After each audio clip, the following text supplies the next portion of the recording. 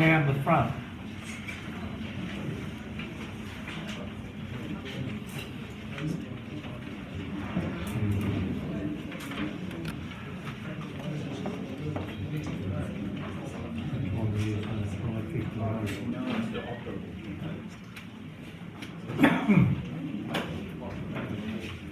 I did.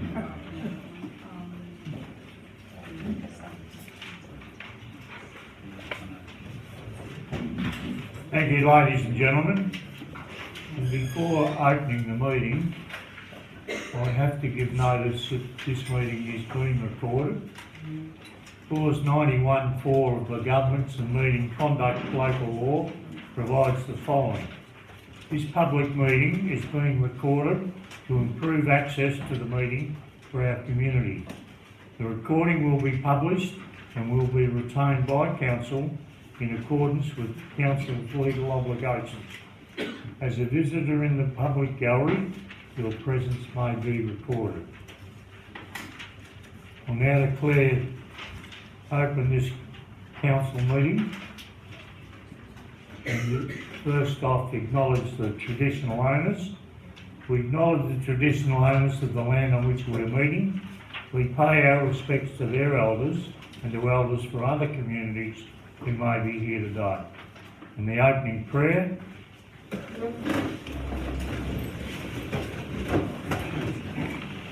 Almighty God, we humbly ask Thee to bless and guide this council in its deliberations, so that one may truly preserve the welfare of the people whom we serve.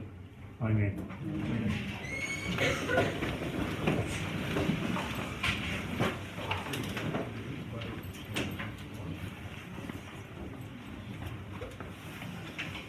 All councillors are present, so there's no absentees, no apologies, no granting leave of absence.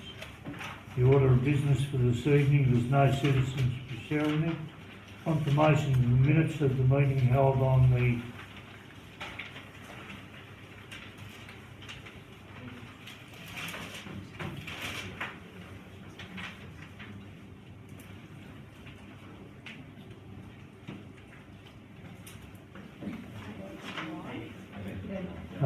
July.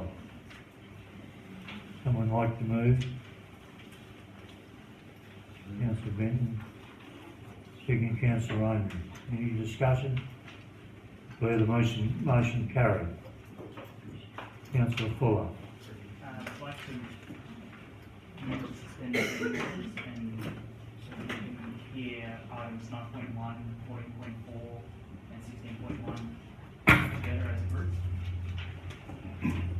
For those members of the gallery, those items relate to conflict of interest that I have, and rather than have to leave the room on 3 occasions, we'll do them all together, and I'll go out now and hand over to the Deputy Mayor.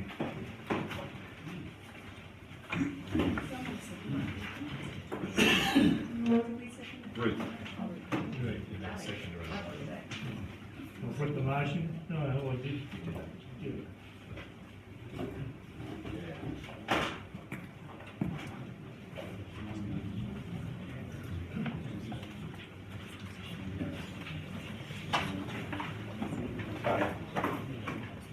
One is the petition in relation to the RSL paper machine.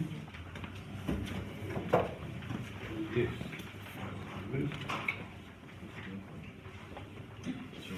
Thank you, Mr. Chair. I'm not on?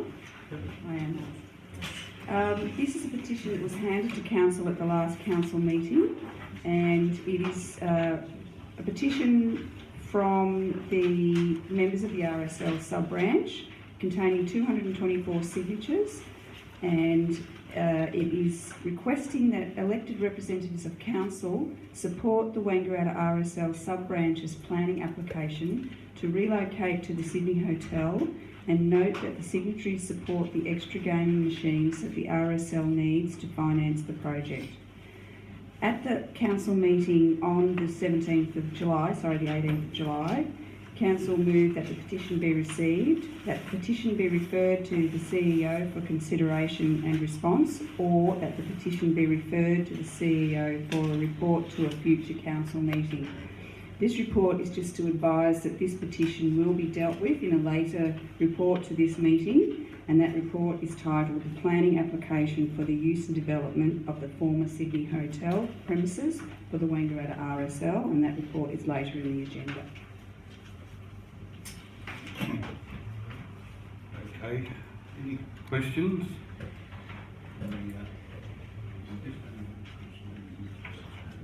Any questions from the gallery? Any questions in relation to the petition? If not,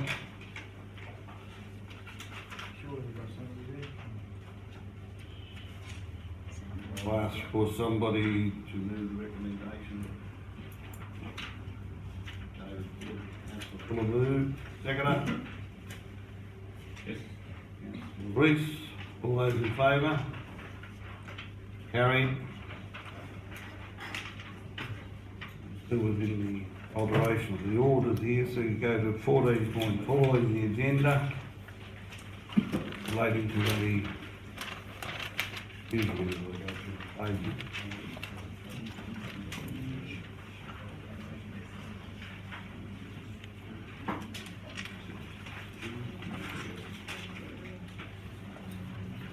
Submission and petition containing the RSL gaming machines. Thank you. So this report is in relation to a petition that was tabled at last month's council meeting, at the July ordinary council meeting. So in July, a petition was tabled that dealt with a number of signatories, 137 signatories from community members. That was in response to the application from the Wangaratta RSL for an extension in their gaming machine licence. At the July council meeting, it was endorsed by council that the petition would be received, and that at a further council meeting we would deal with the request for the poker machines application to be dealt with at a policy level with council.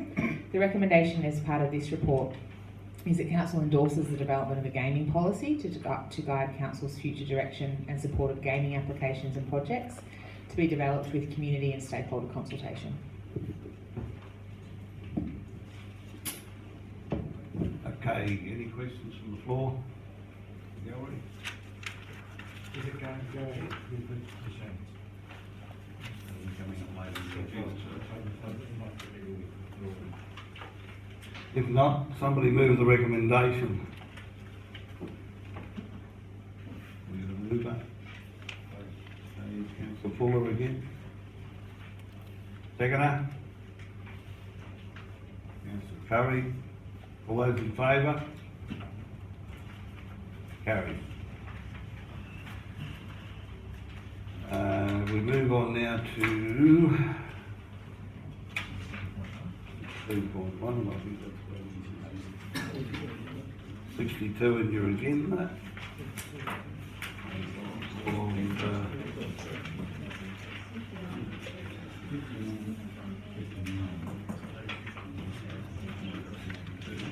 3.1.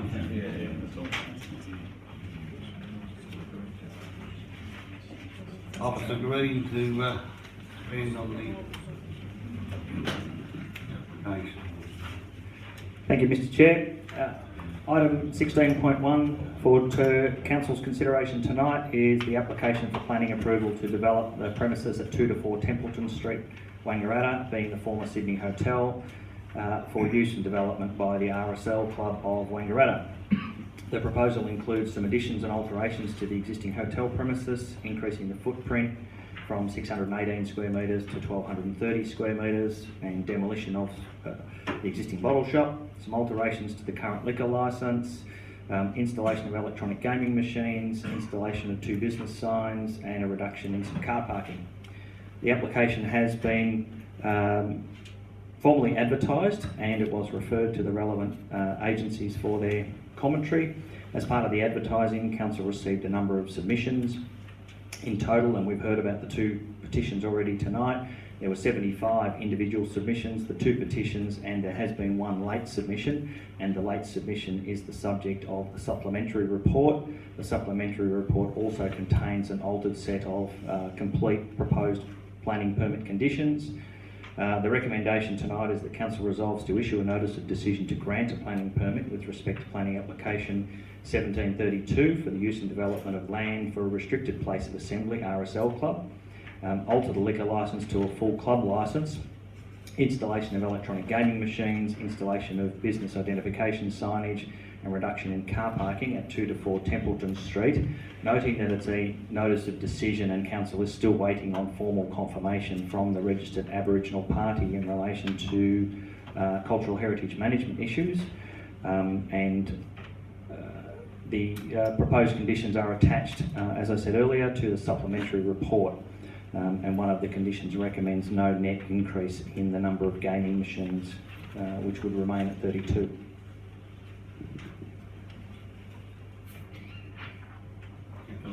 Please. Hello. I'd like to move that recommendation as is, but add a second point that the draft condition number 4 be altered to read the maximum number of EGMs permitted, so electronic gaming machines permitted, must not exceed 50.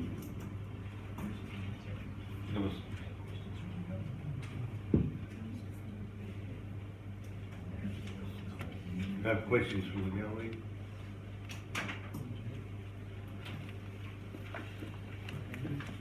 Any questions? No questions? Thank you, Amy. Thank you, Mr. Chair. Andrew Kay. My question's in the form of a little information beforehand, which is we look forward to, as representing RSL, to the outcome this evening, and it's been a very long and hard road for us to get here to this stage. The RSL is a not-for-profit charitable organisation and registered as us, and our objects are to carry out the welfare for veterans, their pet dependents and families, and the wider community in which we do. Whilst we have had the continued debate and increase of machines in the public arena, I'd like to remind Council that the matter was dealt with back in May at the hearing of the Victorian Commission of Gaming Liquor Regulation. That being the highest authority in the regulatory body charged with the responsibility of assessing the socio-economic issues relevant under the gaming aspect of the proposal. That decision was duly considered and it was approved to have 50 machines at that site. Tonight we should be focusing solely on the planning application. We have all had a chance to read and assimilate the agenda and the report, and we note that there has been some neglect to include any reference material to the VCGLR's report to the councillors. Although also given these various consultations, reports and studies, 2 social economic impact studies, a cultural and a traffic, cultural heritage study and a traffic management study conducted in preparation at the request for information and for the planning application, there appears to be a somewhat subjective and selective presentation of the relevant information to the councillors. Is there a bias in here, or is it done to provide an emotional rather than informed and objective decision by the councillors? At the Planning Department's request, the RSL engaged traffic management consultant, O'Brien Traffic, who carried out a detailed traffic and parking assessment and was lodged with our planning application. It seems that this information has not been fairly represented in the information presented. In one respect, it quotes there, choosing not to undertake a parking demand analysis, and this is not the fact, whereas it's evident that it's in the report, and this was done wholeheartedly by the traffic. Andrew, I think. Yep, rightio. What are your questions? Right. My question is there an issue with actually approving our development application, which includes the 50 machines?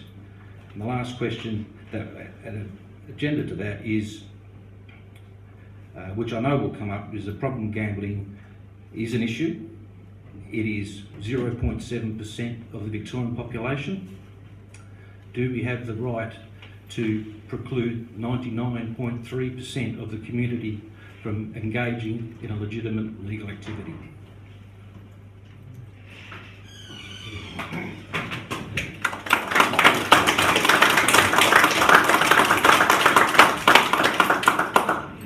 Thanks, Andrew, for your question and your statements. I think in terms of your first question about is there an issue with approving it, if you just hold fire for a couple of minutes, you'll find out, because I think we're not far off going to a vote on it, so I won't preempt the council's decision.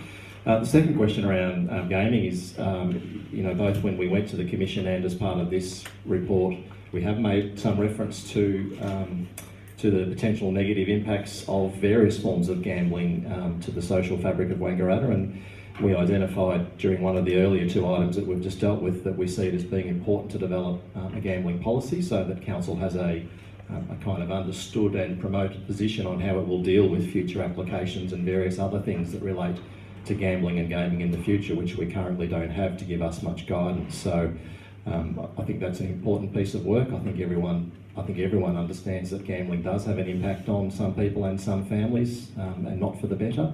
The question is how do we strike a balance between letting organisations do the good work that you do and also trying to provide some form of protection for people who perhaps aren't in the best position to be making some decisions about their own lives. So just trying to find a balance. Whether we've struck that or not, I guess people will judge in the future. Thanks, Brendan. We'll just take more questions if there's any more questions from the gallery. Yes.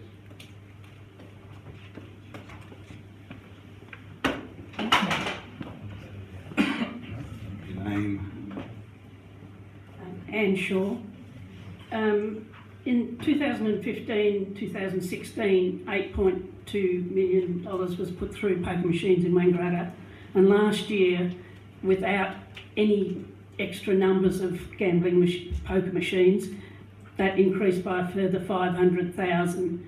So I would encourage the council to stick with the comments that they have in the agenda item of considering the transfer of the existing 32 machines but not increasing it to 50, as I think it is a detrimental effect on our community, and it's becoming a worsening problem even without extra machines.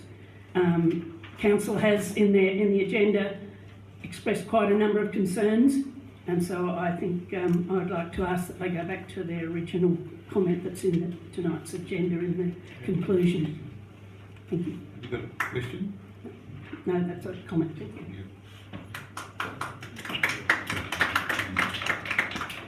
Any other questions from the floor?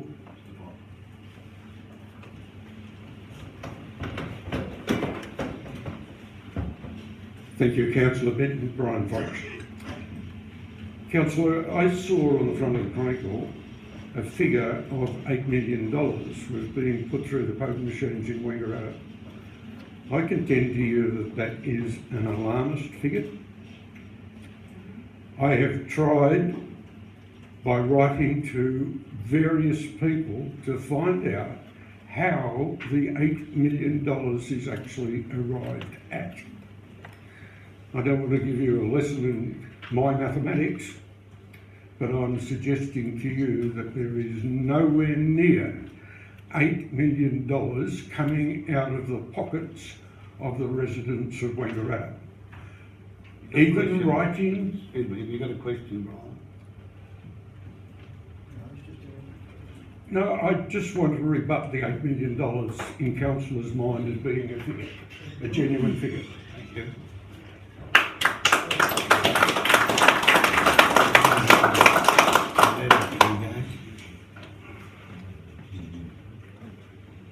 So we'll take you one down the back. Thank you. If you want to come forward.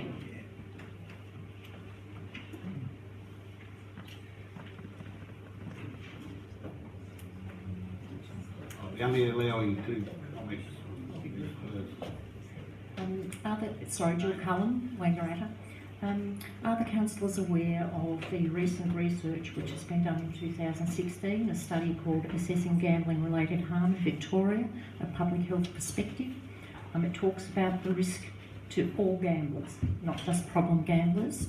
I'm just wondering if the councillors are aware of the fact that our concerns relate to not just problem gamblers, which I admit is a very small percentage, but that to all gamblers. The 2016 study found that low and moderate risk gamblers account for a majority of the aggregate years of health life loss in Victoria. When all risk categories were combined, gambling accounts for years lost to disability that equates to about 2/3 of the years lost to disability for alcohol use and dependence, major depression, and much more than many other conditions such as diabetes. So I just ask that you do bear that in mind as well when you're making judgments. Thank you. Any other questions? Yes, Mayor.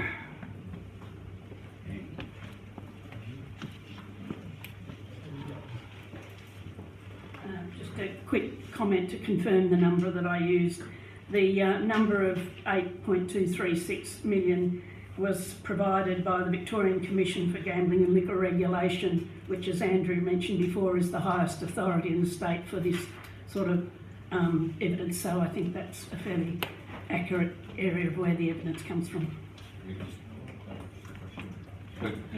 Sorry. Does that $8.2 million include money that's been recycled through? So, for an example, I put in 100, I win 50. Does that mean I lose 150? It's regarded here as losses. So, but still, what does that loss? Correct. What does that loss amount like? So, is it 150 or is it 100? I won 50 and I've lost a whole lot. Is It hasn't taken into account what's taken by the venues and by the tax. I think as was referred to last night. These were 8.236 was expenditure money put through the machines. Some is then taken out for tax and venue. But is it out of pocket? Is it out of the pockets of the people, or is it money that they've won and put back through? The losses per person is $391 per adult in Wangaratta. But it still doesn't answer exactly my question. We did look for further depth in the detail on this, and it wasn't available. Thank you. But the loss of $391 per adult. I'm able to clarify that as soon as you're done. Yeah, like that. Can I go? Come forward to the microphone. Thank you for the opportunity. Those figures are, while alarming and are very good at selling newspapers, that is the actual amount which is reported every evening by the machines back through the regulatory authority. That figure is the amount that someone has pulled out of their pocket and put into the machine, plus what the machine has given back to them as winnings and what they've reinvested of those winnings in there. So that figure is not representative of what people pulled out of their pocket. Is there a percentage then that you guys have to give back? That is a percentage what we have to give back, yes. The returns that we get in the club over and above what we get out of the machine, because return to player figures are set at around about 94%. So of the money that goes in the machine, about 94% goes back to the player in time. Of that 6% that's left, 1/3 goes in taxes to the state government, 1/3 goes to the regulator who manages the network, and that remaining 2% goes to the club to be able to, and this is the same for all venue operators. That remaining 2% of all of that funds goes to conducting our operations, our overheads, our staff, and also the welfare activity we conduct. So that $8 million isn't an accurate reflection of income being taken out of the pockets of people? No, it's not. So, okay. Much less. Thanks, Andrew.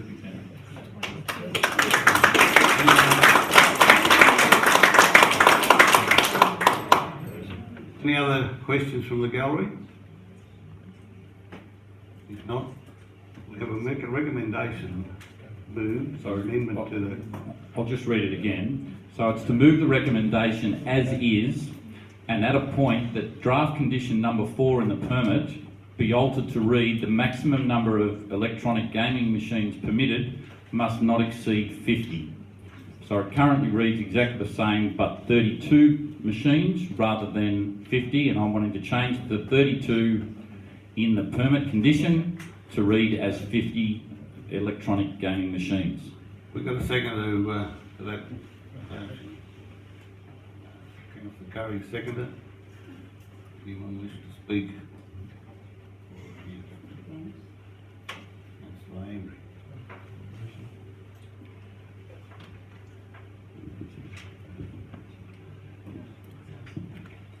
I fully support the relocation of the RSL Club to the former Sydney Hotel site, as I believe that it will be beneficial to the club.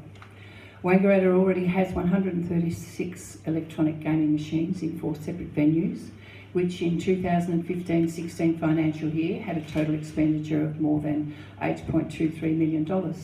In the past 12 months, this has increased by $500,000.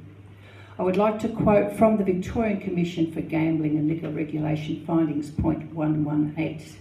I quote, "Wherever accessibility to electronic gaming machines is increased, there is a risk of an increase in problem gambling, which leads to other costs such as adverse health outcomes, family breakdowns and other social costs.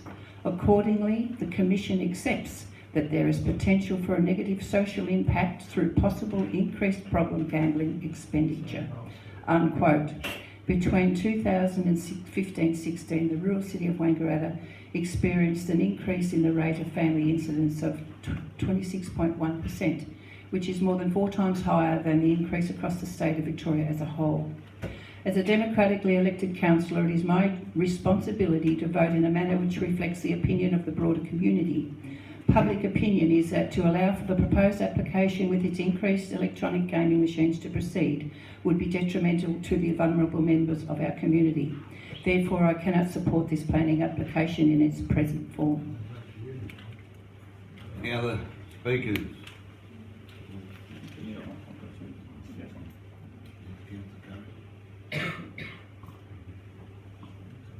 Look, I'm not an expert in this, and when I'm not an expert, I look to the higher authorities and so forth. And just quoting out of the same, I think, information from the Victorian Commission for General and Liquor Regulation, I'll just quote point number 96 out of that. And it says, "At the public hearing, Mr. Anderson disagreed with Ms. Roserson's conclusion that increase in the number of EGMs comes with a significant increase in risk of problem gambling.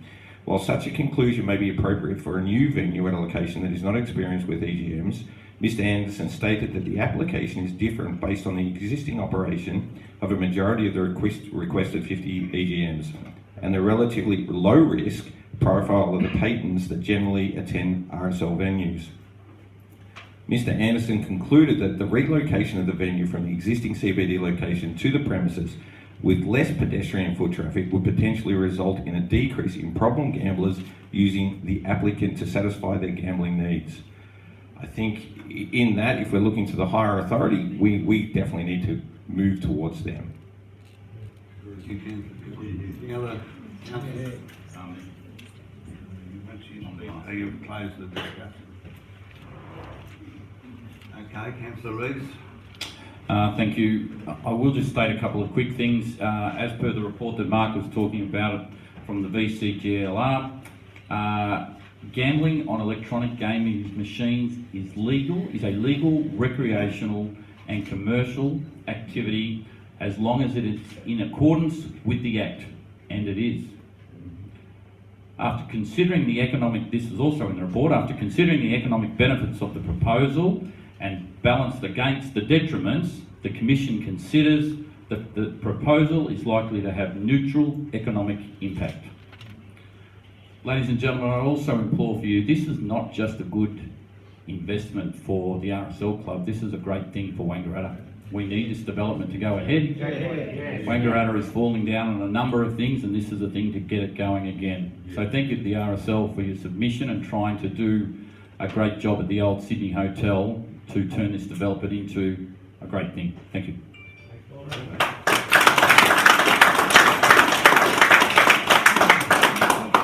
Okay, councillors, I'll put it to the vote. All those in favour? Motion is carried. Call the mayor. Back to any orders. Call the mayor will return in the meeting. Tell him to come back.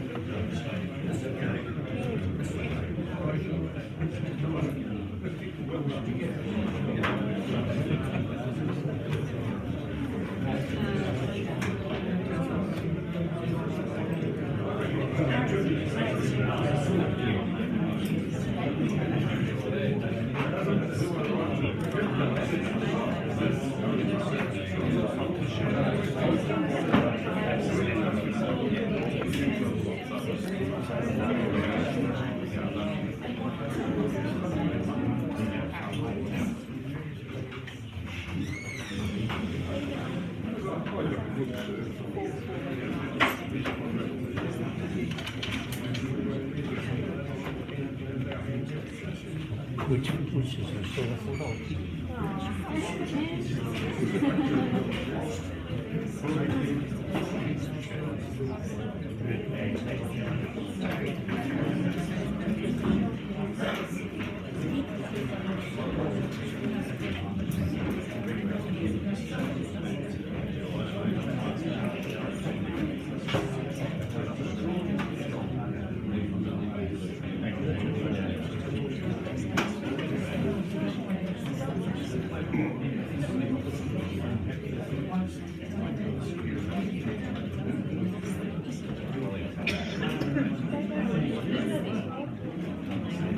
Can I have a motion to resume standing orders, please? Councillor Rees, second Councillor Curran. Any discussion? Declare the motion carried. Go back to item 8. See if there's any other conflict of interest. Yes, 13.2. Right. He relates to the Society Arts relationship to the work with the stock agent company. Thank you.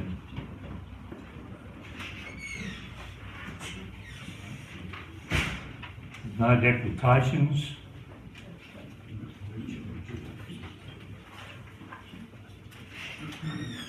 It has been my intention each quarter to give the community a report from the Mayor, or a quarterly message, and that's done at a council meeting, so that it is included in the minutes of the meeting. In my previous 2 quarterly reports, I've been optimistic about where the council was heading. This evening I can find little joy in our achievements, or lack of, over the past quarter. Very early after this council was elected, I was given a presentation by officers about the aquatic centre, and it was agreed to apply for the 3rd time for the Building Better Regions Fund, as we were just short last time. Council agreed, but no, even though we only missed the previous time, and we'd had some feedback about it, we were unsuccessful again. We also had applied for funding under the same program to allow for the development of Maloney Square.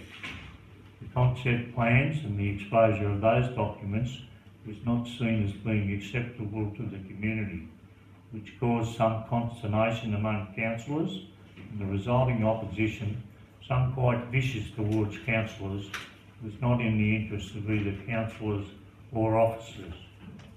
The second issue I know councillors are concerned about is the state of play at North Wangaratta Reserve. I have been told that the Minister is going to make a statement. It has been more than 15 months since the reserve was closed. The last thing we wish to see is the demise of the North Wangaratta Football Netball Club, but let's hope that things will start to move over the next few weeks and that we can see the football club back there in time for the 2018 season. We are also, I believe, waiting a seemingly long time for the EPA to grant us a licence to process our organic waste on our land at North Wangaratta. Council have been transporting our organic waste to Shepparton since this service was introduced in September 2015. And in the 2016-17 year, The cost to the ratepayers was $735,300. There is an amount in this year's budget for the purchase and installation of machinery for us to process our own waste in the order of $2.3 million. So we're ready to go when the light turns green if that ever happens. My council are looking for economic development, and that is fine as long as it is not in my backyard. We do have an industrial loan at North Wangaratta. We do have a tenant for a proposed development estimated at around $50 million. And as I say, people don't wish things to take place near their backyard, even though their property is in an industrial zone. We wonder why developers take their money and jobs to another city. I'm most disappointed with the attitude of some of our ratepayers. The final issue I wish to place on public record is that either the Victorian Planning and Environment Act is so much out of step that we have members of staff who do not have the interests of our municipality at heart. Well before I was elected as a councillor, I was privy to some discussions with the administrators, and they gave the local RSL sub-branch feedback they supported the development of the sub-branch. This in mind, the Sydney Hotel in Templeton Street was purchased and settlement took place in June 2016. As a previous member of the executive of the RSL, responsible for the preparation of forward cash flows, I've also always excused myself from any discussion at the council table about the planning application. I personally think it's another disgrace that this application has been dragged out continually, with some of the blame being caused by the applicants, I can see, but additional conditions seem to be the order of the day every time it was looked at. The VCGLR has made a recommendation that the sub-branch be granted the permit for 50 machines, and I understand that that's now been approved by the council. But when I look at some of the other developments that have been allowed to take place, and have ratepayers inform me people get their permits issued in adjoining municipalities within a week, why can't we do the same? In reading the VCGLR report, I'm amazed that, and this is from the report, whilst the council was represented at the public hearing, he did not call any witnesses, including the author of the SIM plan report. Really? I was present when the Premier announced the grant of $1.6 million for the local SES branch to build new headquarters. I'm now told that the local branch had no say in this. The money will go to Melbourne and they will decide on when and what is built as their headquarters.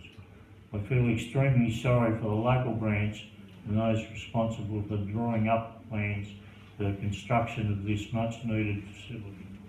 Bureaucratic interference at its best.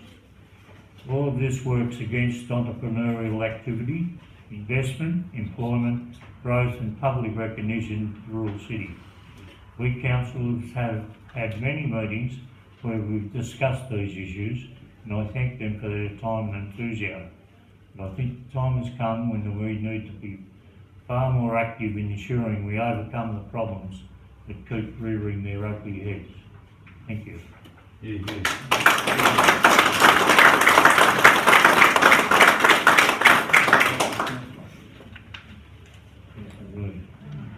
I'd just like to make a comment to that. I'd like to thank our Mayor for being honest on his opinion of where he believes things have gone and why it's gone wrong. I'd like to put the proposal from me or the addition from myself that I will certainly be working harder, and I know with fellow councillors here at the table that we'll be working harder with the CMT team that are here tonight as well to make sure we strive for better things at council. Thank you. Moving on to office block. Yeah. No other motions are made to the report. Councillor Curry. Second Councillor Benton. Any discussion? The motion carried. Corporate Services delegation. Thank you, Mr Mayor. From time to time, Council is required to review its delegations, and certainly it's a requirement of the Local Government Act that a new council review its delegations within 12 months. This report relates to delegations to the Chief Executive Officer and council officers.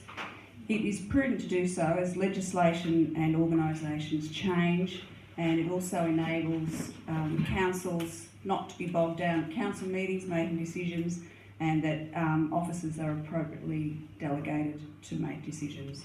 So the recommendation is on page 10 of my agenda, which I think is the same as the one in the that you have. I'll just perhaps kind of paraphrase a bit because it's Page 13. okay. Page 13. So I'll quickly read through it. In the exercise of powers conferred by section 98(1) of the Local Government Act and other legislation referred to in the attached instrument, delegation to the Chief Executive Officer, so this first recommendation is to the CEO. Council resolves that there be delegated to a person holding the position, acting in or performing the duties of CEO, the powers, duties and functions set out in the attached instrument of delegation to the CEO, subject to conditions and limitations. The instrument comes into force immediately the common seal of council is affixed. On the coming into force the instrument, all previous delegations are revoked. The duties and functions set out in the instrument must be performed, and the powers set out in the instruments must be executed in accordance with any guidelines or policies. And it is noted that the instrument includes a power of delegation to members of council staff in accordance with section 98(3) of the Act. The second part of the recommendation is direct from council to other council staff, and that is that council resolves that there be delegated to the members of council staff holding, acting or in performing the duties of the offices or positions referred to in the attached instrument delegation to members of council staff, the powers, duties and functions set out in that instrument, subject to conditions and limitations. The instrument comes into force immediately the common seal is affixed, and on coming into force all previous delegations are revoked. The duties and functions set out in the instrument must be performed, and the powers set out in the instruments must be executed in accordance with any guidelines or policies of council that it may from time to time adopt. Thank you.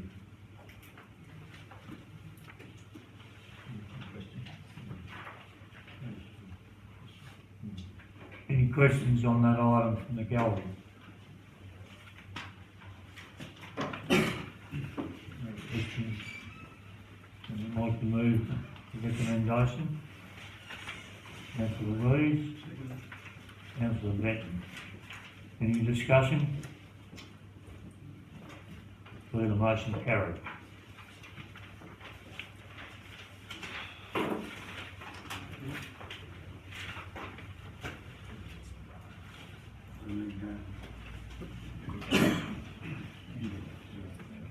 Just going to declare conflict of interest in this matter now. Thank you.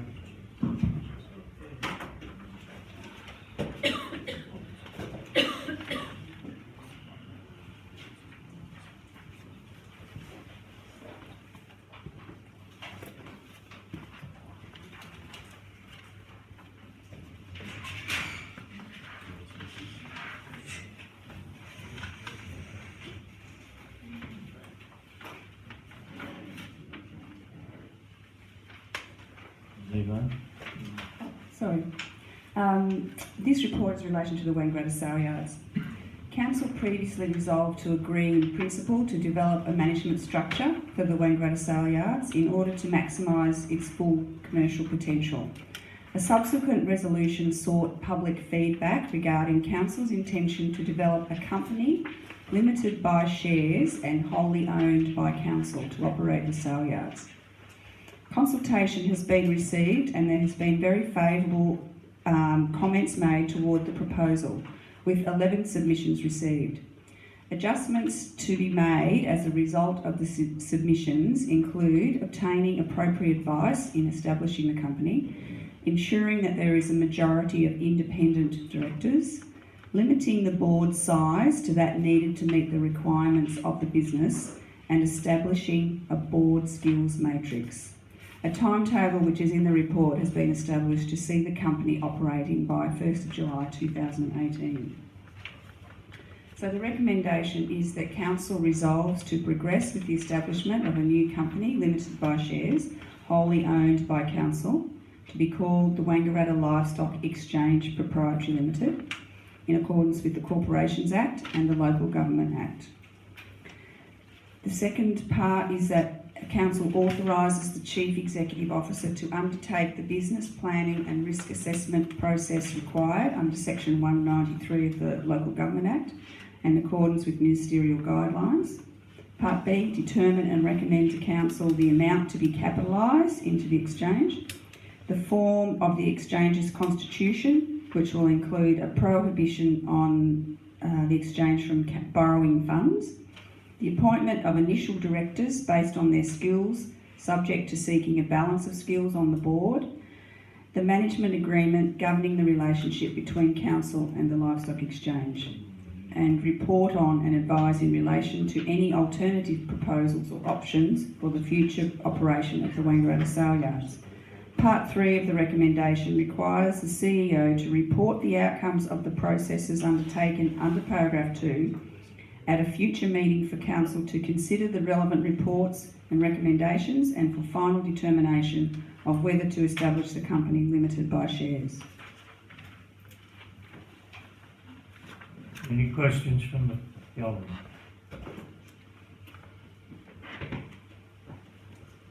Any questions from the gallery? Someone like to do the recommendation? Councillor Curry, and second to Councillor Owen. Any discussion? Councillor Russell. Thank you, Mr. Mayor. I went through all the consultation in the Wangaratta Livestock Exchange a few weeks ago, and the response was overwhelming in support of this project. I want to remind everybody, my fellow councillors, that this centre is more than just selling cattle. This is a very, very important facility for farmer health, and a lot of the people that gather there are just there to congregate for their own well-being, and that's very, very important. I see it as important as the Sports and Aquatic Centre. I see it as just as important as the art gallery, and it's very, very important that it continues in a positive form into the future. So I just want everybody to remember it is more than just selling cattle. Thank you. Thank you, Councillor Russell. Howard. I'd just like to say that if we, by moving forward in this particular way into a company, we remove the restriction of local government actually owning something that we'd like to be a commercial organisation and move it much further into the future. So by removing the limitations of what the local government is, and to be quite honest, it's not really a commercial organisation. It's not built that way, the local government. If we move to this particular design, we add in flexibility, we can make it commercial, and I can see that it will continue to move forward in a lot further. And I agree with Harry that it is definitely much more than just a sale yard. Thank you, Councillor Curry. You've closed the debate. I'll put the motion. Those in favour? Motion's carried.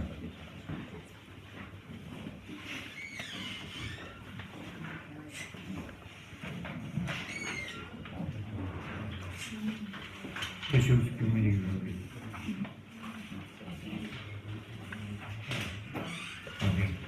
Yeah, thank you. This report is presented to Council tonight in relation to our requirement that Council has under the Local Government Act to review the delegations to its special committees within 12 months of the election. A report has been put forward to Council for review with a number of recommendations around the future of Council's special committees, in particular some of the ones that have particular responsibilities for Council in the management of facilities and or relationships that we have with community organisations.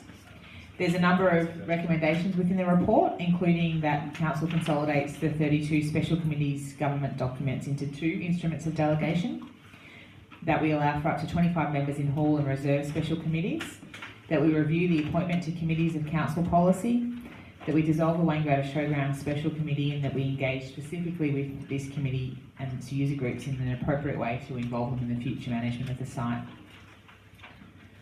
The recommendation before Council tonight is that Council endorses the Special Committee Review Discussion Paper, the Appointment to Council Committees Policy 2017, the Hall Reserve Special Committees Delegation Instrument 2017, and the Friends of Lakuta Delegation Instrument 2017 for public exhibition. The Council invites public submissions regarding the proposed reforms, that Council convenes a meeting of a Committee of Council to hear from any person or persons who request to be heard in support of their submission, and that Council receives a report on any submissions made under the paragraphs above in relation to the review and the associated policies and instruments at the ordinary Council meeting on the 17th of October 2017. Questions from the floor? No questions from the floor. I'd like to move the recommendation. Councillor Fuller. Councillor Raymond. Any discussion? Councillor Fuller. I'd just like to note that these changes don't affect the way that we appreciate the committees that have worked for us, and I'd like to put out there that we're very appreciative of all the work they have done for us in the past, and hopefully this way we'll be more streamlined, we'll be able to achieve more. Thank you. Any other questions?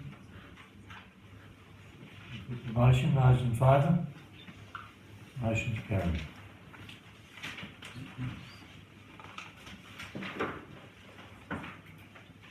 Community wellbeing.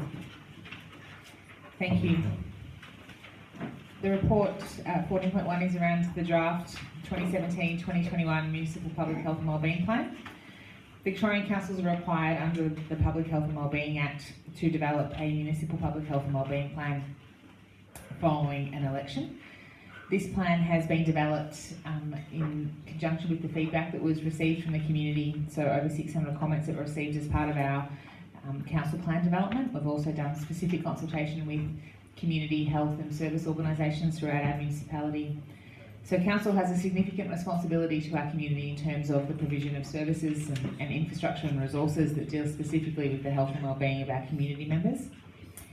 This plan outlines our plan of attack and our actions and specific strategies and goals around how council will work with our partners to make sure that everyone in our community has access to the services and the resources, as well as the projects and infrastructure that they require to achieve their maximum health and wellbeing. The recommendation before council tonight is that council endorses the draft 2017-2021 Municipal Public Health and Wellbeing Plan, that council authorises the CEO to give public notice of the preparation of the 2017-2021 Municipal Public Health and Wellbeing Plan, and that council considers all submissions on the draft at the ordinary council meeting in October. Questions from the gallery?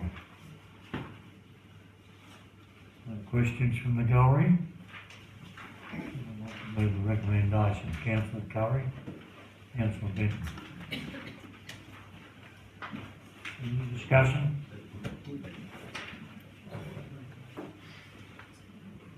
No discussion, I'll declare the motion carried.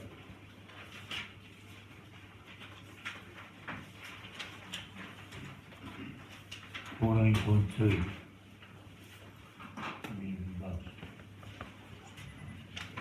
Thank you. Sorry. This report is around the community bus that was purchased by council through our home and community care funds back in 2005. It was used to transport community members as part of our planned activity group program that council used to administer. This program is now run through the organisation that's now known as Gateway Health. Over the years, the use of the bus has gradually declined to the point where now it's very infrequently used by council. However, it still is occasionally used by Gateway Health. After consultation with councillors and our community organisations and service providers, an expression of interest was put forward to the community for interested organisations and service clubs around taking transfer of ownership of the bus to be able to maximise its use and its impact for our community. 2 submissions were received, and the recommendation before Council tonight is that Council transfers the ownership of the bus to Community Accessibility Incorporated, with all associated costs being the responsibility of Community Accessibility Incorporated going forward.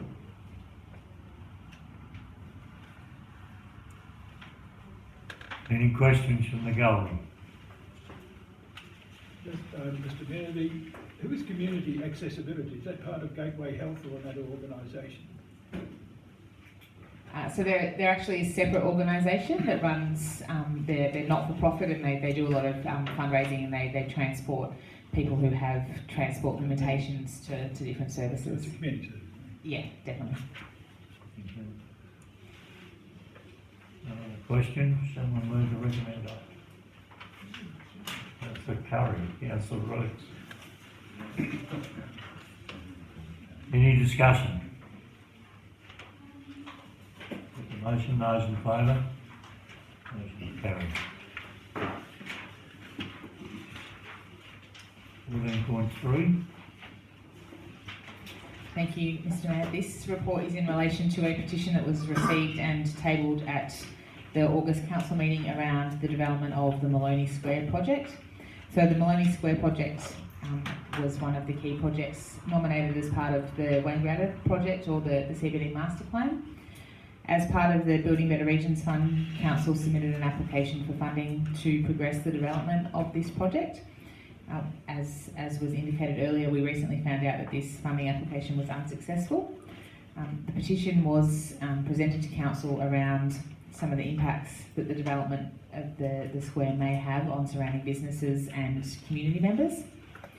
The recommendation before Council tonight is that Council considers the progression of the Maloney Square project implementation following further consultation with business owners and the community, and that Council ensures that a final decision on the future of the project is informed by community feedback, consideration of parking provision and business trader impacts. Any questions from the gallery?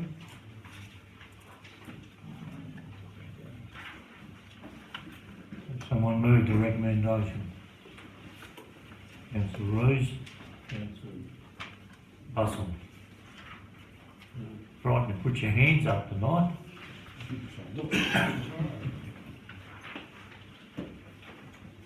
Any discussion?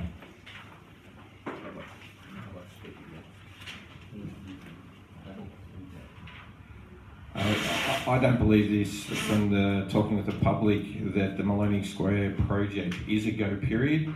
I think we're better off cutting our losses now and putting our focus into other projects around the community. Any other discussion? Councillor Ryan. In regards to Maloney Square project, the Rural City Council, Wangaratta Council, failed to procure funding for this project, and from all feedback I've had, the broader community is against it, so I'm not in favour of progressing with this.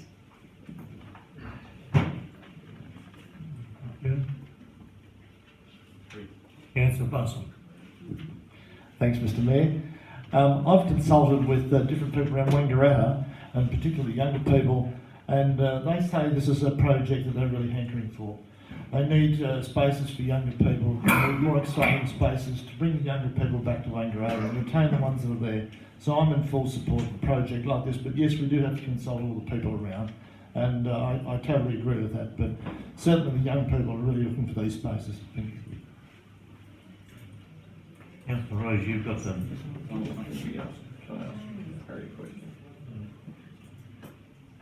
If you're suggesting that that it is for the future of young people, then where are you going to find the money in the current budget to do it? There is no money in the current budget, Councillor Curry. It's something for the future.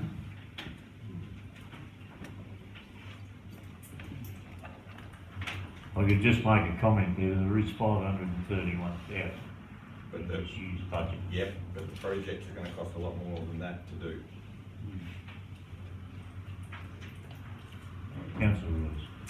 On this one, I'd have to agree with Councillor Curry and Amory.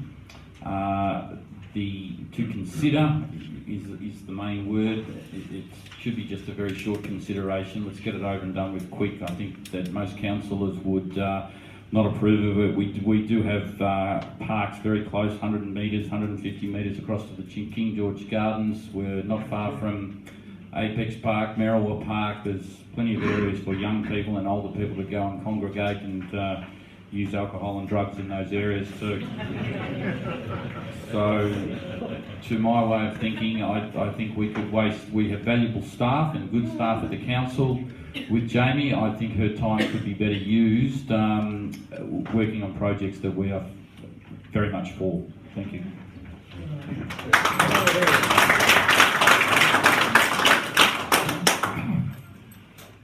Any further discussion?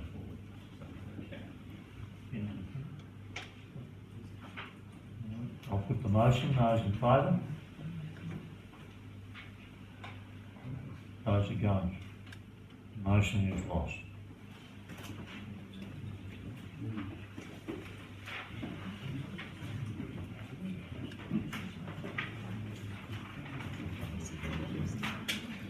Through the Chair, can I just clarify, the report tonight wasn't seeking Council's agreement to proceed with the project. It was really just wanting you to note that there is community interest in it, and if it is to proceed at some point in time, that we would have a thorough consultation process with people. What you've just done is voted not to support doing that. I suspect what you may have been doing was wanting to vote against the project actually proceeding, but that wasn't part of the motion that you just voted on. So I just want to make sure people are clear what they've just voted on.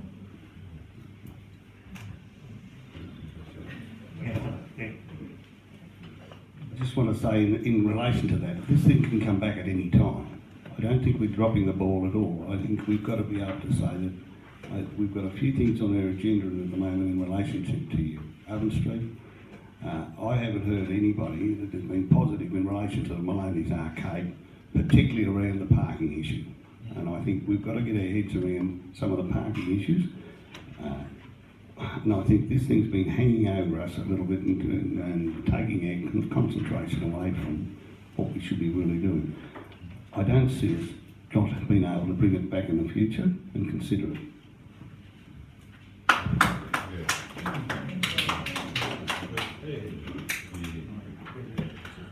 Well, I'm not certain that we've really addressed the recommendation.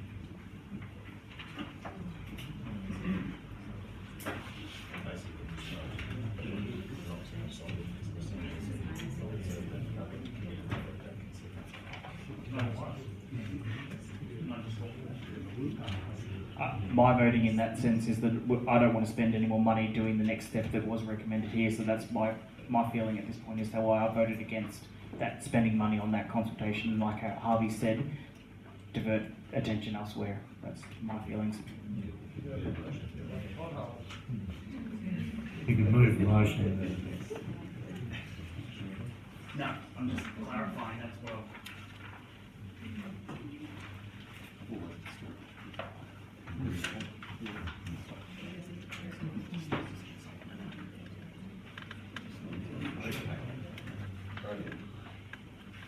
Councillor Beck. Mr Mayor, you've said we haven't addressed the recommendation. I'd just like to know, can you expand on that? So, at the risk of entering into the debate, which is not my intent at all, I'm just trying to provide some clarity. What the recommendation sought to do was to make sure that business owners and community people were properly consulted if the project were to progress, and that any final decision about the project was informed by proper community feedback and consultation. So essentially what you've done by not supporting that motion is all you've really done is say that we're not going to conduct that consultation with business owners and other community members.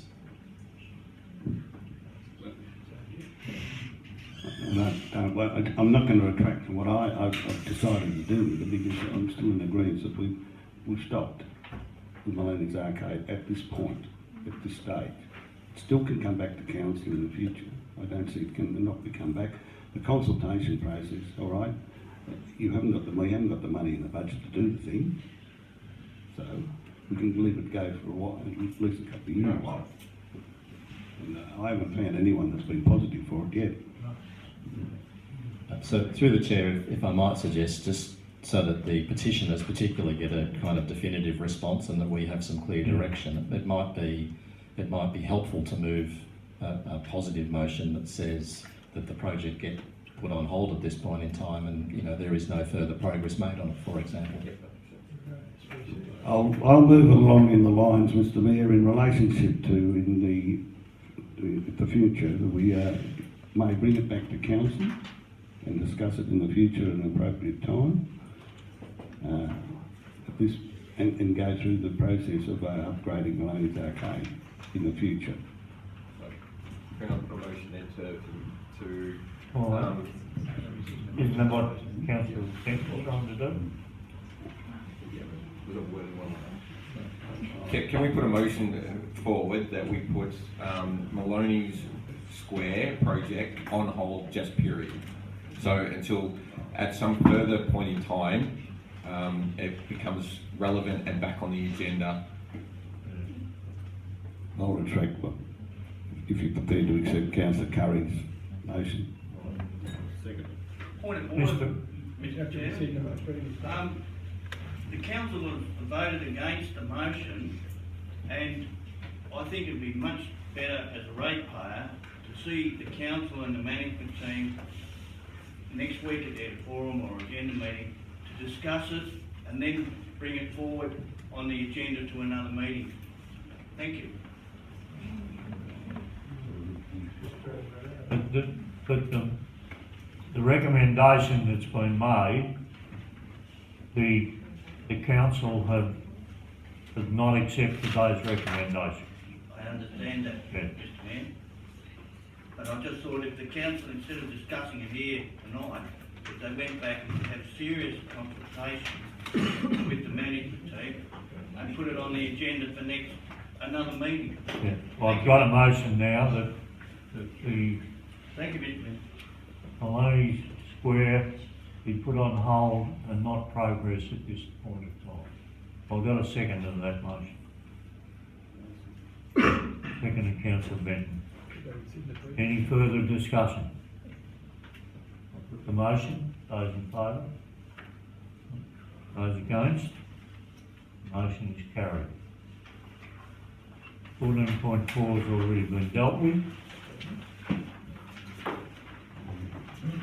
14.5.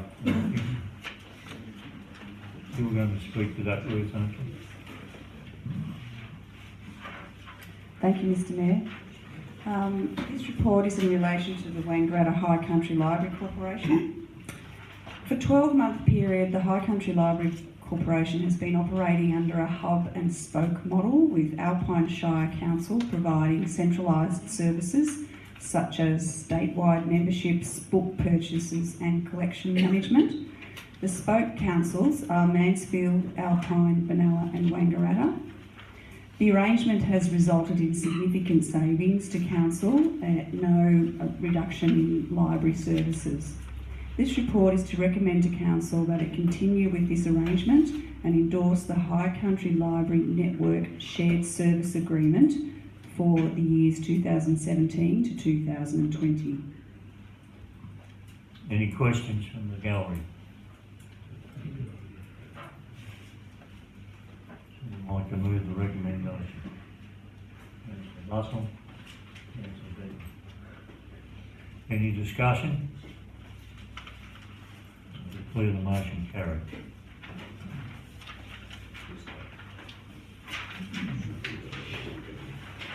Infrastructure Services 15.1.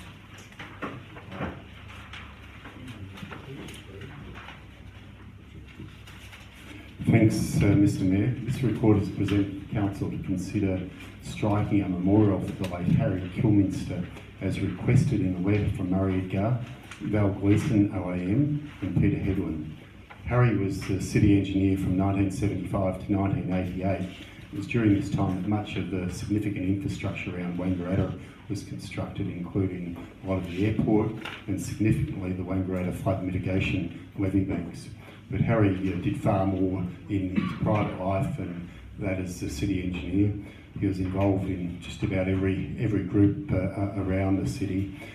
He was a life member of the Local Government Engineers Association. He was president of the Mid-Murray Flying Club. As a member of the Wangaratta High School Advisory Council during the big growth period, where it virtually doubled in enrolments. Harry was chairman of the Grounds and Building Committee. He supervised all the building work in his own time at no cost. Along with Murray Edgar, he helped save the Millard Street water tower from demolition and secured its heritage listing, and then assisted with the maintenance for many, many years. Until recently, just before he passed, Harry was a regular member at these meetings. So the recommendation tonight is that Council resolves to strike a memorial for the late Harry Kilminster by installing a plaque on a suitable rock at a visible location at Wangaratta Airport, Brian Higgins Drive, Wangaratta, and 2, holds an unveiling event at a future date to be determined. Questions from the floor?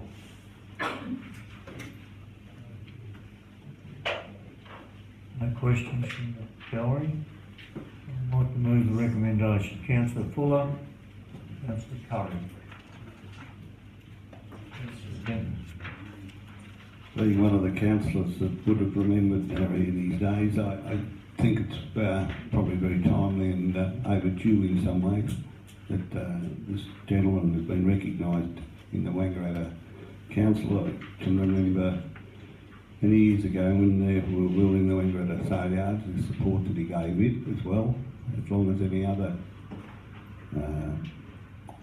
development that the city took place. I must admit I was in the Shire of Wangaratta at that time. But I think it's a very worthwhile cause for Harry to be recognised in this way. Any other? Councillor Russell. Thanks, Mr Mayor. Harry Kilminster was a client of mine when I worked at Burry Piers in Wangaratta, and he's a great man. I think it's very important that we acknowledge all our great community people, and it's important in any organisation that you understand where you've come from in order to be strong in the future. So thank you, Mr Mayor. Anyone else wish to speak? I think these type of things with people to support them and give recognition for their history. I do request, and I brought up to council, that we look at a bigger project for Wangaratta where a lot of key people in town, they come, they go, but there's a place where we can recognise them on a bigger scale, and we don't lose the history of Wangaratta and the key people who have driven and made this town what it is. Any other councillors? Put the motion. Those in favour? Motion's carried.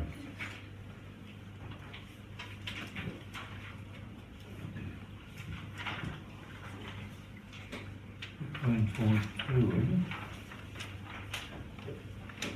King George Garden performance. Thanks, Mr Mayor. So this report is presented to Council to provide a summary of the investigation work we did as a result of a petition that was tabled at the July Council meeting regarding the retention of the existing stage in King George V Gardens. So the future of the stage was being considered as part of the upgrade of Owen Street and King George V Gardens. There's quite a bit of extensive consultation that occurred about this project, and during that consultation there was a number of people who wanted this stage removed because of its there's a large concrete mass in the middle of the gardens. They didn't believe it was fitting with the heritage of the gardens, but equally there's many people who believe a stage in the gardens is a very necessary part of what the gardens have become. We believe that we can have a stage in the gardens that can double as seating, etc., and can fit in with the heritage and meet all the requirements of all the users. So whilst we haven't finalised the concept designs for the gardens at this stage, we recommend tonight that Council ensures the existence of a permanent stage structure that is sympathetic to the design principles of the current concept design for King George V Gardens, and 2, ensures the stage is designed as a multi-purpose structure useful for small performances as well as casual seating at other times. Any questions from the gallery? Yes, Mr. Bright, will you come to the microphone, state your name and... Thank you, Mayor. Ed Bright in Wangaratta. My only question would be, can we take it then there'd be no period where we'd be left without a stage in the King George Gardens, i.e. if the other one, the current one, is to be removed and then replaced with something else, can we get some sort of guarantee that there won't be an extended period with nothing there? I think the intent would be if the stage goes in a different location, the old one would be able to stay until the new one is erected. If the new one goes in the current location, of course, there'll be a period where there's nothing there, but we would endeavour to have a stage there at all times.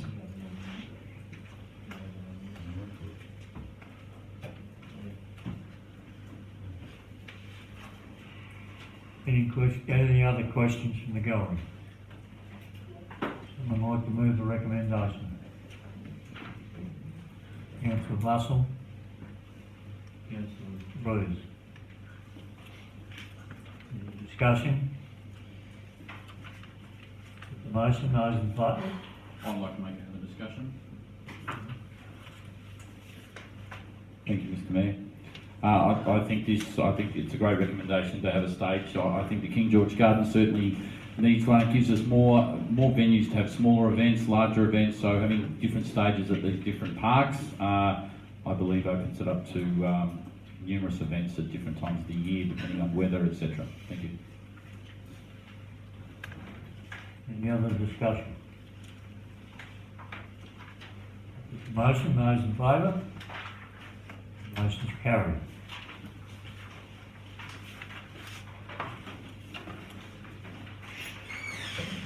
The next item on the agenda is 16.2. Thank you, Mr. Mayor. This item tonight is a recommendation from one of Council's advisory committees. The advisory committee has been referred to previously as the Wangaratta Unlimited Board, and the request from that group from their last meeting was that Council approves the name change of Wangaratta Unlimited Board Advisory Committee to the Economic Development and Tourism Advisory Committee, as per the motion passed at the committee's meeting on the 6th of June 2017, and the Council advises the committee accordingly of Council's decision. Any questions from the gallery? No questions from the gallery. I would like to move the recommendation. Hurry, Councillor Roos. Councillor Roos. It concerns me all the time, even though I'm going to vote with this motion, of name changes. We change our names constantly. We live in a world of acronyms. So the constant changing of names always concerns you. People get confused and get lost. I do. So, however, we'll proceed forward, and hopefully this will be the last name change for a while. Any other councillors? Motion, those in favour? Motion's carried. Special committee reports? There isn't any advisory committee. Mr. Mayor, I'll declare a conflict of interest in 18.1, is it? 18.1.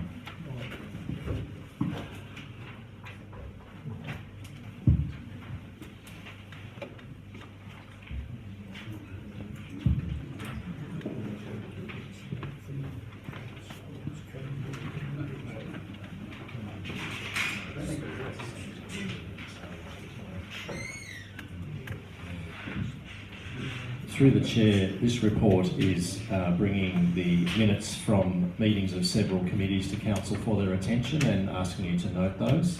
It's also specifically highlighting two recommendations that came out of the Agriculture and Agribusiness Advisory Committee. The first one was in relation to the draft industrial land strategy, where the committee was keen to make sure that there was appropriate support to protect businesses that support agriculture, such as the Wangaratta abattoirs, to make sure that they're afforded appropriate protection in the strategy and in our scheme generally, so they don't get developed out or adversely affected. The second was to provide some commentary around their support for the proposed management structure, which we dealt with earlier in this evening's agenda. Someone like to move? Or is there any questions from the floor? Someone like to move the recommendation? Councillor Floyd. Any discussion?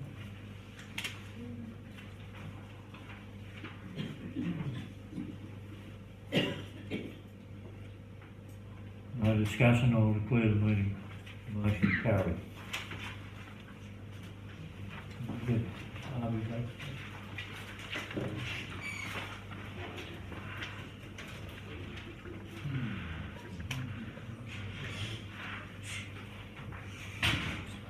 Again, through the chair, this report is to have council note a number of assemblies of council which occurred through July and August, and all of the dates and various forums are listed there, with a recommendation that you receive those reports.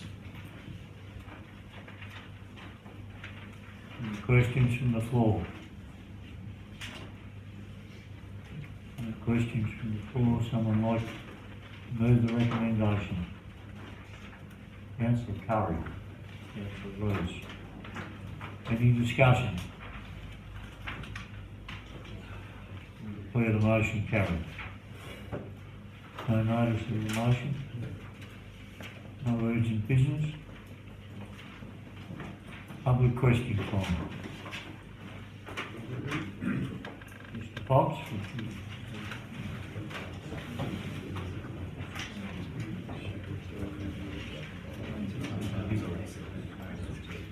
Thank you for the opportunity, Mr. Mayor. Brian Fox. Just as a comment, this getting up and going out of the meeting because you've got a conflict of interest, couldn't we design a cone of silence, something like they had in Get Smart? You can just pull it down over your head. It'd save a lot of messing around. And I would like to comment on Councillor Curry talking about name changes.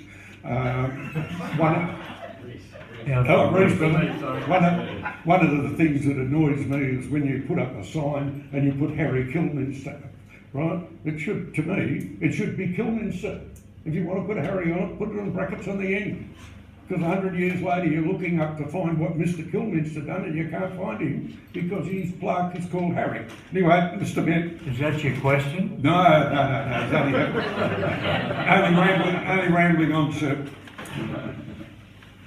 Ladies and gentlemen of the council, councillors and staff, my question tonight requires no explanation from anybody. All I ask for is a yes from both yourself and yourself, from the CEO and from Mr. Mayor. It is my view, and I could be wrong, but I don't think so, and that is that we are in dire need of organisational change within the council. Within the management of the council. What's the question, Mr. Just a moment, we'll get down there. We have such instances as Maloney's arcade failure, the aquatic strategy, and so on, and I won't go through the list. So at your request, I'll get down to the bottom of my page, Mr. Mayor, and say, would you consider at your next management meeting hiring either a permanent person or a consulting firm to guide you on organisational change? Thank you.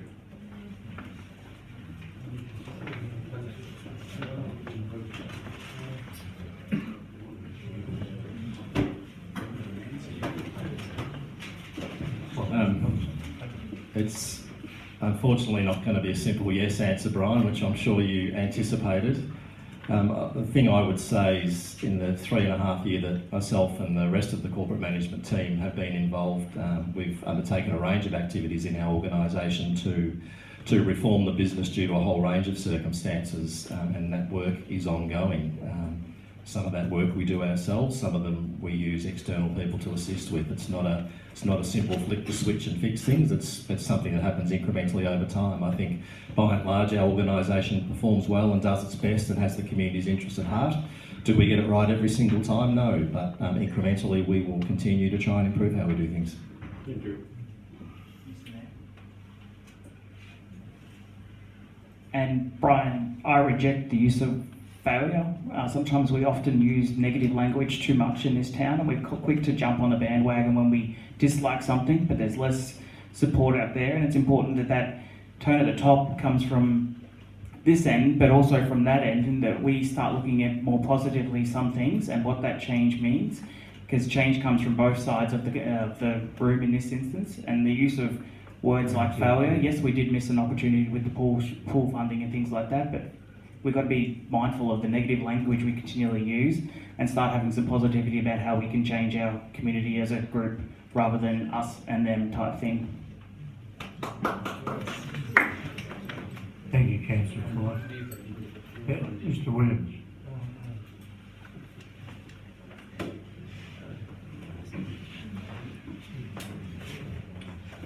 Thank you, Mr. Mayor. My name is David Williams. I'm just going to query, does the council have a policy and a time frame in relation to answering letters written to the council? And is 4 months an unacceptable amount of time for a letter and a reply that I wrote to Councillor Benton regarding Fisher's Lane, which I wrote on the request of the 8 members who live there? Through the chair, we certainly do have standards around the time to respond to phone calls, emails, correspondence, etc. We also have an adopted policy, which is a complaints policy, which sets out the process by which people can have that rectified if those things aren't done within those time frames. We encourage people to contact the council directly with these matters so that they can get put into what we call our customer request system. That enables us to track a query when it's lodged. We can see easily who it's been referred to, and we can see whether there's been comments put in there by various people who might be dealing with the matter. But yes, we do have agreed standards.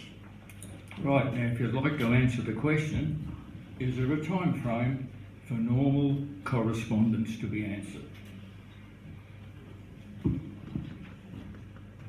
Sorry, Ruth?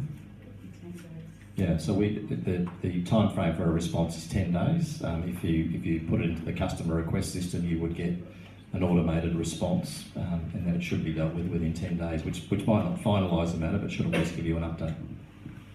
So do you consider 4 months as a reasonable amount of time for a reply? Can we hear what Councillor Scott was saying? I vaguely recall the letter, and I will apologise about not getting back to you, but I must admit I've forgotten about it in relationship to getting back, but I will catch up after the meeting and we'll discuss the issue. Good. Thank you very much. Thank you, Mr. Mayor.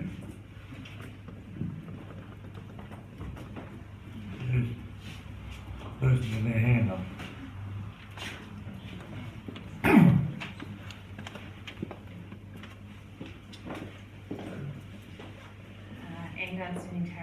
So through the chair, this is probably directed at Jamie mostly.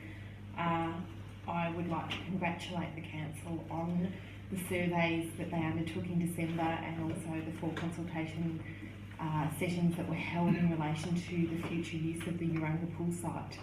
But I also express personal disappointment that it is announced on a Wednesday's Chronicle on page 3 within an article that the future Urunga pools, that the former Urunga pool site is earmarked to be transformed into an off-leash dog park, costing $83,000.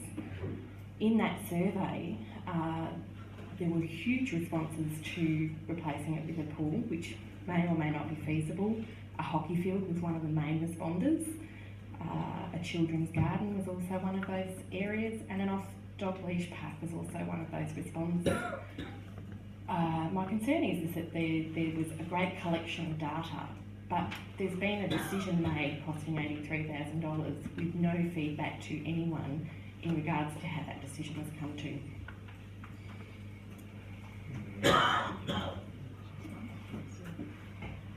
Thank you. So you're right, there was a number of responses and priorities of the community. For obvious reasons, the pool was one of the ones that council had a strategic position to consolidate aquatic facilities, so the pool wasn't something that was going to be progressed.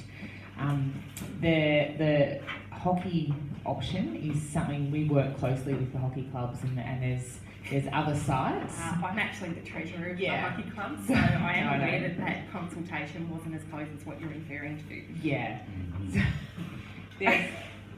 There's obviously the hockey club has different priorities in terms of council's long-term recreation priorities and locations for the upgrade or redevelopment of facilities. So the sites in council's view is not appropriate for the addition of hockey facilities. It would rule out a lot of those other priorities that you had outlined was an important addition to the site and the precinct area for the community. So the dog park is the first element that's about to be developed, and certainly it's going to be done as part of a broader feasibility process in partnership with the community. The children's garden came closely behind the dog park and is one of the other elements that we'll consider as part of a broader planning of the precinct area. So the site has the capacity to fit a number of different elements on it, and we want to make sure that it ties in with the other side of the precinct area, so the splash park and those multi-use court redevelopments as well. So it's about trying to create a play space that's a citywide attraction, not just for that neighbourhood, but fitting as much in as we can and supporting the existing amenities as well. So my concern in that also is that there's been such little information released about this. My children attend the Ladies Primary School, which is backing onto where you're proposing the dog park. Our school has this wonderful facility of miniature goats that are actually along that fence line. The school has had no contact in regards to how that's going to be managed. And really, there are great responsible dog owners, and then there are not responsible dog owners. And to have a school so close to a dog park concerns me. I'll take your feedback back to the team, and I know that further consultation is planned, particularly with those groups that use the surrounding area. Well, maybe it would be worth holding off releasing that information before more consultation and proposed plans of the area is defined. Yeah. Yeah.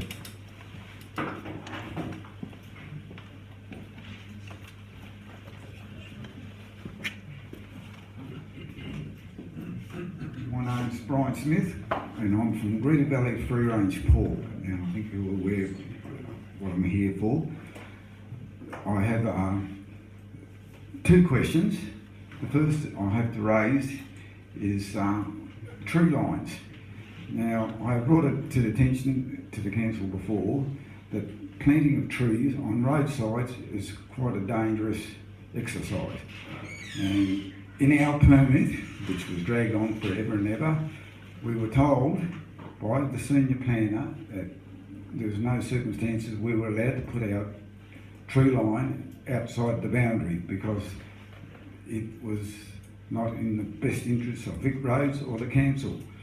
Just to add insult to our permits, now down the south side, next door neighbour has got trees planted virtually nearly to the bitumen, right along his boundary. On the north side up, another neighbour has got trees planted out on the side of the road.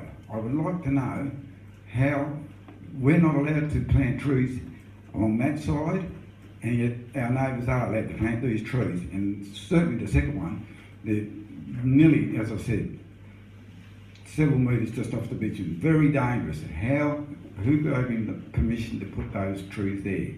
Is there guidelines?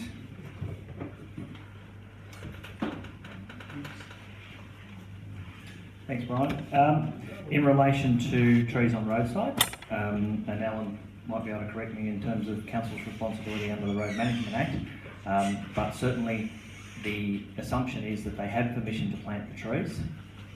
The question on the southern property is currently under investigation because we're not aware of any permission to plant those trees. And then what about the ones on the north side? The ones on the north side, that's what you've just conveyed to me then is the first that I was aware of the north side, but happy to get the officers to investigate that one as well. Well, I suggest if they're allowed to leave them there, we should be allowed to put our trees on the outside of the boundary. And if I may, Mr Mayor, have just a second question. Yeah. Just to the local audience here, participants here tonight, they might be aware that 2 years ago we applied for a permit to run our free-range piggery. The only reason we needed to get this permit was because we feed 50% of our feed. The rest of the operation is run just like any other normal farm in the district. But we've been hounded by the senior planner in this department, which has brought my health to its knees. My wife couldn't even attend tonight because she's had a breakdown because of this planning. I would ask the question that the planning department's duty is to impose conditions and not to satisfy the objectives. And that's what has been happening right through for 2.5 years. I would like to know what is the situation with the planning department.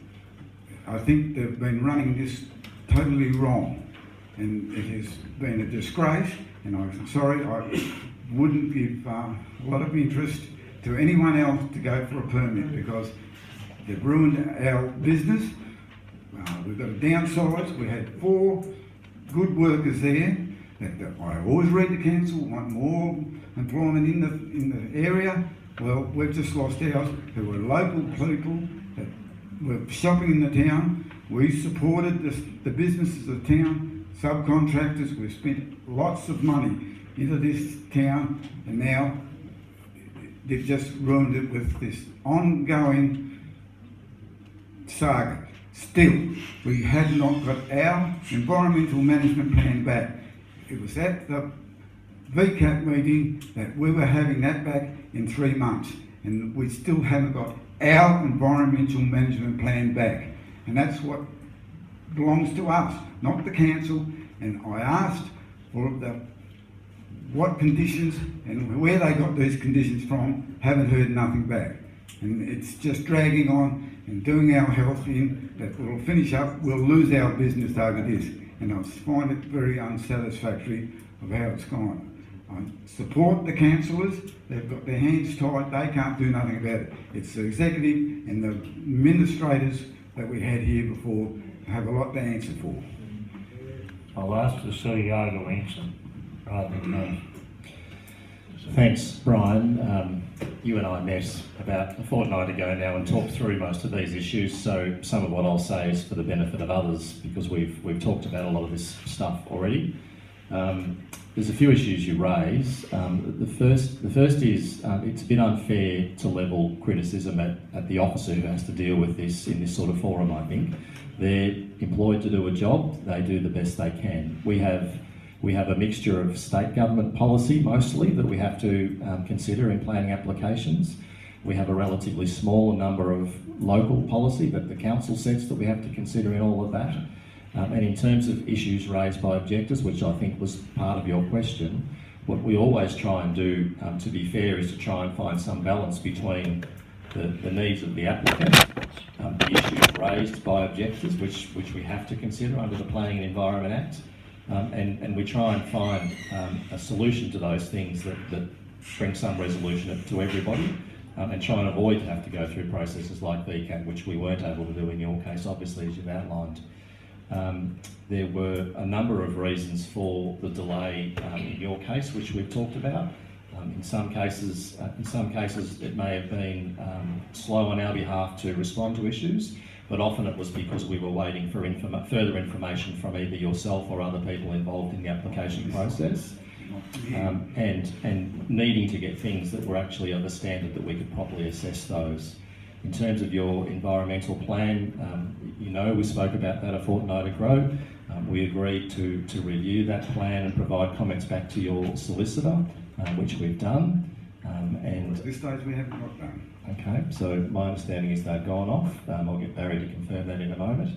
But that was what we agreed we would do, and it's the environmental management plan. Whilst it's prepared by you, the conditions of the planning permits say that they have to be done to our satisfaction, which makes sense, I think, because otherwise people could prepare anything and it wouldn't necessarily satisfy whatever the concerns were. So it needs to be prepared to the satisfaction of the responsible authority, which is the council.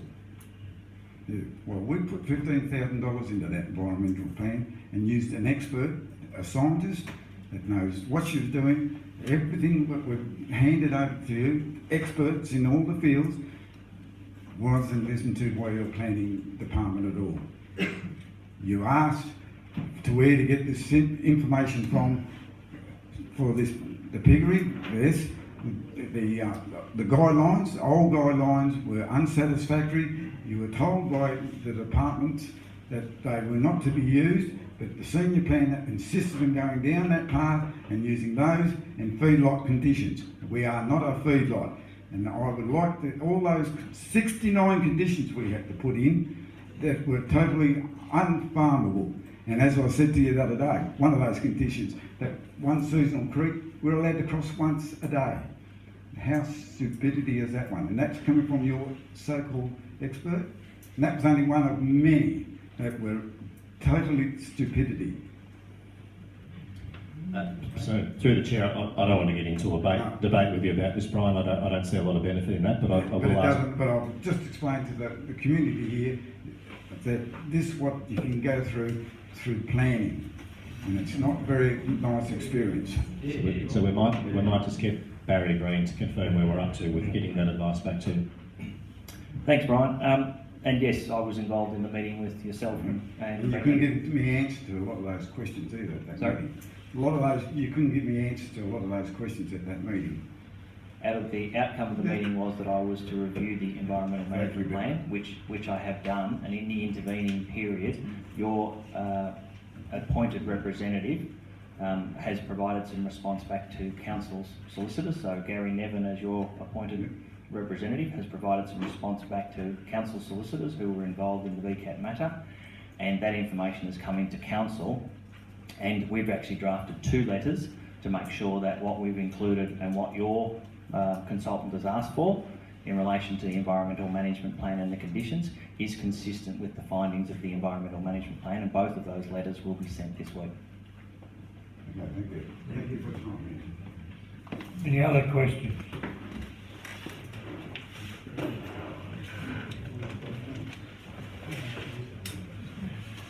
I'm Richard Smith from Peechelba, and I was just wondering, is there a reason why with some councillors, not all obviously, that there seems to be an obsession about this new pool that wants to be built?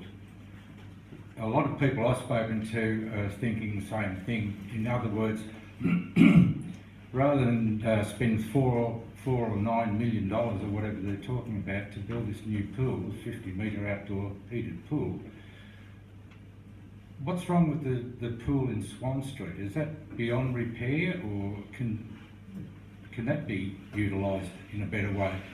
Perhaps instead of spending all that money on a brand new pool, can we use some of that money that we were trying to get hold of on Swan Street?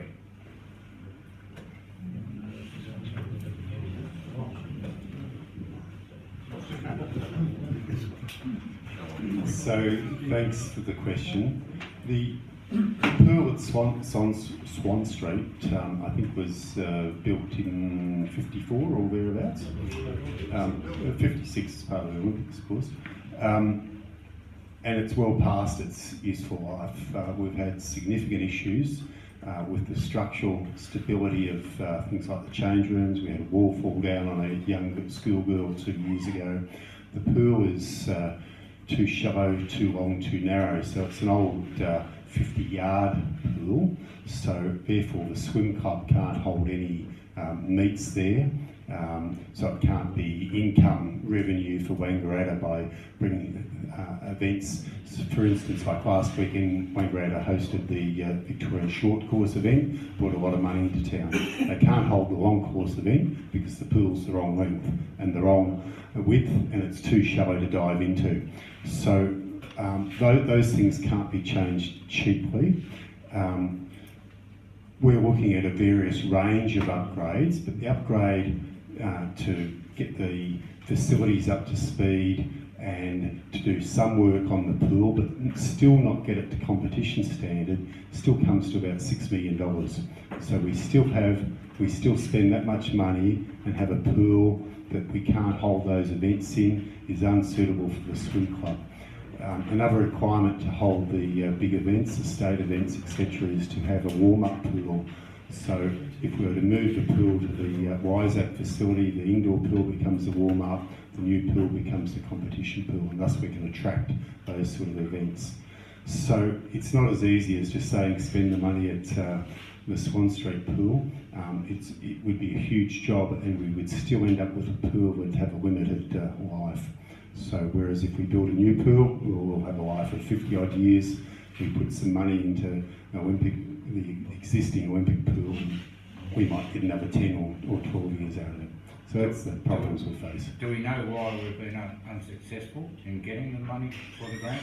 We haven't because had, it's not a good idea? No, we haven't had that feedback yet, but I think 18% of the grants got up this year. So, you know, you're competing with places right across the nation, and a lot of people putting in and not enough money to satisfy everyone. So we've dipped out, but 18%, it's pretty competitive. See, the people in the outer areas, outside the 80 kilometre zone, seem to think, and I do as well, that if council is prepared to spend that sort of money on a pool, which a lot of people don't agree with having, if they've got access to funds like $4 million, why is it that we can't get our drains done out here?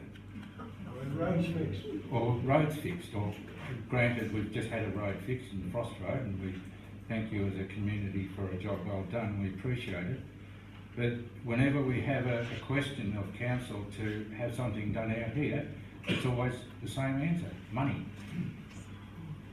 Well, I think you and I have met several times in the last 4 or 5 months, and I think we sat in this very room, and I said that this was the first time that I'd heard from anyone in Peechelba in the 3.5 years that I'd been on council or with council, and in that time we were able to get your prime objective and the road resheeted, which was a big expense, and we were able to do that not because you came to us with a complaint, but because it was on our priority list, and but because you did come, we were able to advance it a short time, and we're looking at those other projects. We've looked at things with Vic Roads for you and advocated to Vic Roads. We're looking at the path out the front here, and we're looking at drainage projects. So we have responded to your action as a little committee, and hopefully we'll see some more things happening in the town. Yeah, I do agree with you on that point, and we're very thankful that the underlying issue is that people are concerned that council is prepared to spend that sort of money on a pool, and yet still cry poor. Or broke. Or not broke. So I think there's a queue of people wanting to respond, but we have to provide facilities for all people in Wangaratta, and it always gets into a very tough call come budget time what the priorities are. But I think Councillor Curry wants to say. I'd just like to ask Alan just a quick question. How much money did we put towards roads and maintenance and everything this year? No. Oh, yeah, no, but for all up for roads, roads and drainage, I think we're up for about $17 million. So if we put this into a little bit of context, so 17 million is what we're putting in. We're talking about spending 4 million over the next 20 years. So if you put it in context of where, you know, we can't spend 4 million, what is the vision of Wangaratta? Where is it going to go? We're investing a lot in our roads, we're investing a lot, and we're taking some, but it's a long-term investment. you could probably turn around and say about this building here that we have in Peechelba. But at the end of the day, it's going to be here for a long. We've got to invest the money for the future. We've got to keep growing. We've got to keep developing.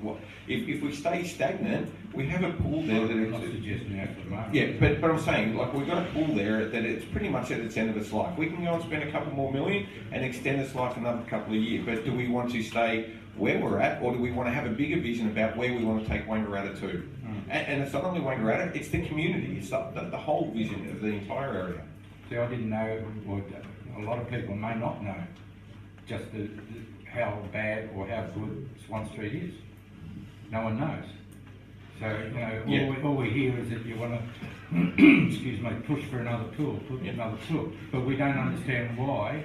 If you go into a speak to peer swimming people, they advocate, a lot of sporting people advocate on it. But what traditionally happens, the people that say no have a greater voice than the people do, because they're willing just to go, good, something new's going through, but there's always an air in any type of thing where people want to turn around and say, it's not for us, it's their opinion. But you hear more from them than you ever do from the people who say yes. Okay.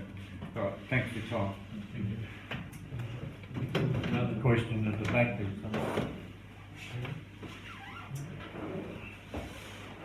Yes.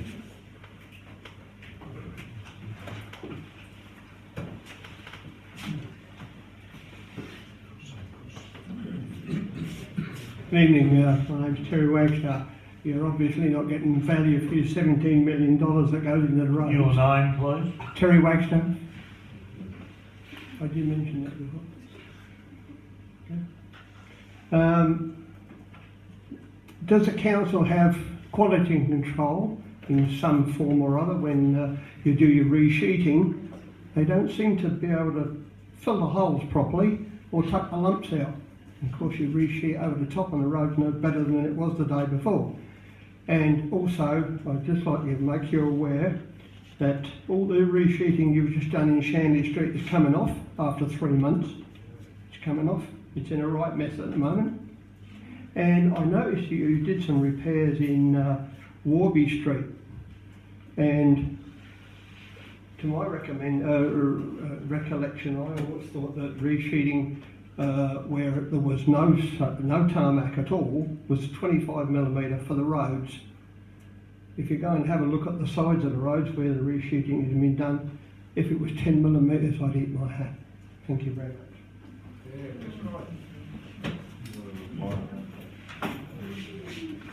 So a few things in there, Terry. So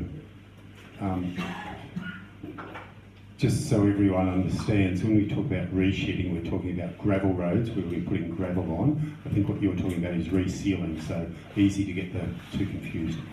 The thickness of a reseal depends on the type of reseal we're doing.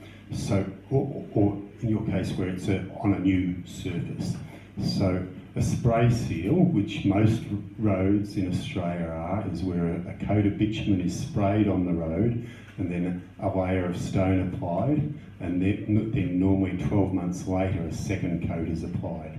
And then every 10 to 12 years we reseal that by putting another spray of bitumen and a layer of stone.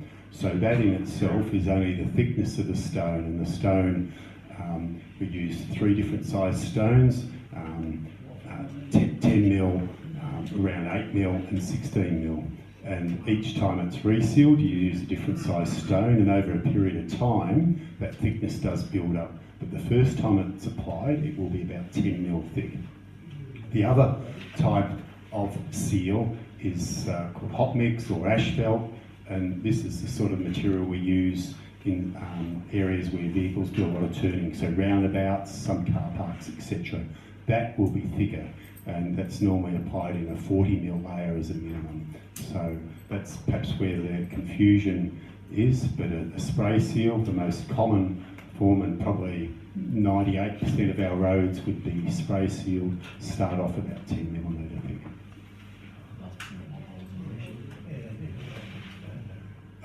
Your bumps and potholes in resheeting, I assume you mean in reseal again. I'd have to know specifics here, and perhaps I can have a chat to you afterwards.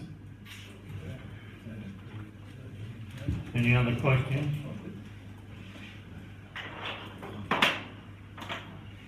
All right. No other questions? I'll declare the meeting closed at 7:53. And thank you all for your attendance. I think there's a cup of tea if you'd like to. Thank you.